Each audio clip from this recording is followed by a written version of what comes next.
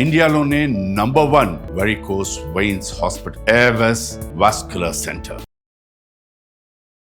Hello అండి, అందరికీ నమస్కారం. నా పేరు మాధురి.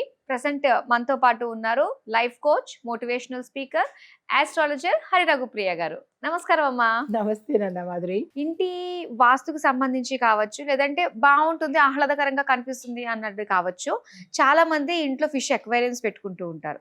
అలానే తాబేలు, ఒకప్పుడైతే తాబేలు బొమ్మలు లాంటివి కూడా తెచ్చుకుండేవారు, రాగిలోని తాబేలు ఉన్నట్టుగా అలాగా. కానీ కొంతమంది నిజంగా తాబేలు కూడా పెంచుకుంటూ ఉన్నారు. ఇవి ఇంట్లో ఉంటే మంచిది అంటారా? శుభమా అశుభమా? ఉండొచ్చు. అంటే మామూలుగా మనకి ఎకలాజికల్ గాను లేదా అంటే సైంటిఫిక్ గా థెరపిక్ పరంగా చెప్పినట్టయితే కనుక ఈ ఇంట్లో తాబేలు ఉండొచ్చు, చేపలు పెంచుకోవచ్చు, అక్వేరియం ఉండొచ్చు. అయితే వాటిని పెట్టిన స్థానాన్ని బట్టి మనకి అవి మంచిస్తాయా చెడిస్తాయా అనేది కూడా ఒక అంశం పరిశీలించాలి. అయితే ఇంకొక రంగా కార్మిక్ పరంగా చూసినట్టయితే అవి ఎక్కడో ఓపెన్గా ఉండవలసిన జలచరాలు, వాటిని తీసుకొచ్చి బంధించడము అంటే కార్మిక్ పరంగా, అంటే కర్మ పరంగా మనం పాపం చేస్తున్నట్టే. అంటే మన సెల్ఫ్ కోసము, ధనపరంగా కానీ ఆరోగ్యపరంగా కానీ ఇలా మన సెల్ఫిష్ కోసము పెంచుకోవడం వల్ల కర్మబంధానికి దగ్గర అవ్వడము, చెడు కర్మని ఎక్కువ తెచ్చుకోవడం అవుతుంది. అయితే ఇప్పుడు మామూలు వాస్తవ పరంగా చెప్పినట్టయితే వాస్తు శాస్త్ర ప్రకారము చేపల్ని లేదా ఫిష్ ట్యాంక్ని, అక్వేరియంని మనము ఈశాన్య దిశలో పెంచుకోవడం శుభప్రదం. ఓహో. సో ఇలా పెంచడం వల్ల ఏంటి అంటే కనుక సైంటిఫిక్గా చూసినట్టయితే మానసిక ఒత్తిడి తగ్గుతుంది. వాటిని చూస్తూ ఉండడం వల్ల మానసిక ఒత్తిడి తగ్గడంతో పాటు ధనపరంగా కూడా ఎక్కువ ఐశ్వర్యం కలిసి వచ్చే అవకాశం ఉంది. తర్వాత దీంతో పాటు అందులో పెంచవలసిన ఫిషెస్ కూడా ఏదో కనపడింది అంటే కాకుండా gold fish, Angel fish, Molli fish, ఈ మూడింటిని కనుక పెంచినట్టయితే మానసికంగా బలంతో పాటు ఐశ్వర్యం కలిసి వస్తుంది. ఎవరైతే పెంచుతున్నారో ఈ పేర్లు తెలుసుకుని ఆ రకంగా కొత్తగా పెంచేవాళ్ళు ఈ పేర్లు తెలుసుకుని పెంచండి. అయితే దీనిలో మొత్తం 15 రకాల చేపలు అందులో ఉండాలట. 14+1 14 ఈ రకరకాల చేపలైతే ఒకటి బ్లాక్ ఫిష్ కంపల్సరీ అందులో ఉండాలి.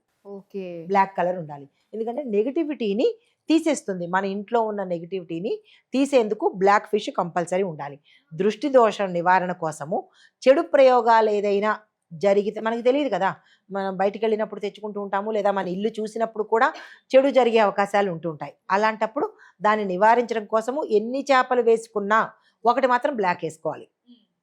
తర్వాత ఇంట్లో ఎక్వేరియం ఉంచడం ద్వారా రిలాక్సేషన్ ఎఫెక్ట్ వస్తుంది. దీంతో పాటు అయితే ఇవన్నీ మనకి మంచి డబ్బులు వస్తాయి, రిలాక్సేషన్ ఉంటుంది, నెగిటివ్ పోతుంది. కానీ జాగ్రత్తలు మాత్రం తప్పనిసరిగా తీసుకోవాలి. ఎప్పటికప్పుడు క్లీన్ చేసుకోవడము, ఈ క్లీన్ చేసుకోవడంలో కూడా కెమికల్స్ వాడకుండా ఉండడము, ఇలాంటి జాగ్రత్తలు తీసుకుని ఎప్పటికప్పుడు దానికి ఫుడ్ పెట్టేటట్టు, ఓపెన్ ఎయిర్ ఉండేటట్టు. ఓపెన్ ఎయిర్ ఉంచడం వల్ల మళ్ళీ డస్ట్ పార్టికల్స్ అందులో పడతాయి కదా, అలాగా మన చేతులతో ఆ చేపలు చనిపోకుండా వాటి లైఫ్ స్పాన్ని తృప్తిగా అనుభవించేటట్టుగా పెంచగలిగితే అదృష్టాన్ని ఇస్తాయి. తర్వాత మనకి తాబేళ్లు పెట్టడము, తాబేళ్ళు అనేది విష్ణుమూర్తి అవతారము, చేపలు మత్స్యావతారమే, ఇది కూర్మావతారమే, రెండు విష్ణుమూర్తికి సంబంధించినవే. పెట్టడం వల్ల దోషమైతే లేదు. కానీ ఎక్కడ పెట్టాలి అంటే కనుక దీన్ని కూడా మనము ఈశాన్య దిక్కు, తూర్పు ఉత్తరానికి మధ్యలో ఏర్పాటు చేసుకోవాలి. తర్వాత ఇది ఉండడం వల్ల మనకు వచ్చేది ఏంటి అంటే కనుక ధనప్రాప్తి వస్తుంది, స్థిరత్వం ఉంటుంది, ఆయుష్ పెరుగుతుంది. చేపలో ఓన్లీ ధనము, దృష్టి దోషణ ఇవే పోతాయి. కానీ ఈ తాబేల్ని పెంచడం వల్ల ఆయుష్ పెరుగుతుంది, స్థిరత్వం ఏర్పడుతుంది, ధనం వస్తుంది.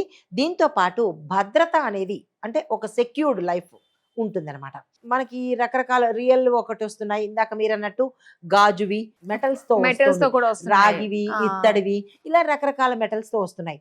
అవి పెట్టుకుంటే పార్శ్వికంగా వస్తుంది, అంటే పరోక్షంగా ఫలితం వస్తుందే కానీ ప్రత్యక్ష ఫలితం అయితే రాదు. మీరన్నట్టు నిజమైనవి కనుక పెంచుకుంటే ప్రత్యక్షంగా వాటి ఫలితం వస్తుంది. కాబట్టి ప్రిఫర్ చేయడము నిజమైనవే పెట్టుకోవడానికి ప్రయత్నం చేయండి. కుదరని పక్షంలో కనుక గాజుది కానీ రాగిది కానీ ప్రిఫర్ చేయండి, ఈ రెండు. కానీ వాటిలో ఎప్పుడూ నీళ్ళు అనేది ఉండాలి. తర్వాత ఉత్తర ముఖం చూస్తూ ఉండాలి. అది ఈశాన్య ఉత్తర భాగాలు దాని ముఖం చూస్తూ ఉన్నట్టుగా పెట్టుకున్నట్టయితే ఆ ఇంట్లో సిరి సంపదలతో పాటు స్థిరము, ఆయుష్ కూడా ఇంటి యజమానికి, ఇంట్లో వాళ్ళకి. ఇంకొక విషయం ఏంటంటే ఇవి పెట్టేటప్పుడు మనము కొన్ని పర్మిషన్స్ తీసుకోవాలి. ఎందుకంటే తాబేళ్ళు కదా, గవర్నమెంట్ పర్మిషన్ తీసుకోవాలి. లేదా అంటే పెంచేటప్పుడు జాగ్రత్తలు తీసుకోవాలి. కొన్ని నియమ నిబంధనలు ఉన్నాయి. ఆ ఇంట్లో వాళ్ళు కొంచెం పద్ధతిగా మత్స్య మాంసాలకు కొంచెం దూరంగా, మరీ విపరీతంగా కాకుండా కొంచెం తగ్గించి తీసుకోవాలి. ఆహార నియమాలు ఉంటాయి, వ్యవహార నియమాలు ఉంటాయి. ఇవి పాటించుకుని తాబేళ్లకు మాత్రమే, చేపలకి అవి లేదు. తర్వాత వాస్తు తాబేళ్ళు అని చాలామంది మనం ఈ మధ్య చాలా ఎక్కువగా వదరగొట్టేస్తున్నారు. ఆ వాస్తు తాబేళ్ళు కూడా ఉన్నాయి. ఎటువంటి తాబేళ్ళు తీసుకున్నా ఉత్తర ఈశాన్య మూలలను మాత్రమే పెట్టాలి. దాంతోపాటుగా ఇది ఏంటంటే ఇవి ధర్మబద్ధంగా చెప్పాలంటే ఇంట్లో జలచరాలను పెట్టుకోకపోవడమే మంచిది. కానీ పెట్టుకుంటాము అని అంటే కనుక ఈ నియమ నిబంధనలన్నీ పాటించుకుని పెట్టుకున్నట్టయితే కొంతవరకు మనకి ఫలితాలు ఇస్తుంది. తాబేలు విషయంలో ప్రత్యక్షంగా పెట్టుకోవడమే మంచిది. పర్మిషన్స్ అన్ని తీసుకుని నియమ నిబంధనలన్నీ పాటించుకుని పెట్టుకుంటే డైరెక్ట్ ఫలితం వస్తుంది. ఇంకా మిగతావన్నీ చెప్పినట్టుగా పరోక్ష ఫలితాలు వస్తాయన్నమాట. కొంతమంది ఇళ్లలో ఏంటంటే ఏమో పెట్టుకుందాం అని అనుకుంటారు, కానీ అటు తాబేలు కొంచెం నాకు తెలిసిన వాళ్ళ ఇళ్ళలోనే అనమాట. తాబేలు 2 తాబేలు తెచ్చుకున్నారు, ఒకటి చనిపోయింది. అంటే ఇంకొకళ్ళు చేపలు పెంచుకున్నారు, చేపలు కూడా పెట్టంగానే చనిపోతూ ఉన్నాయి.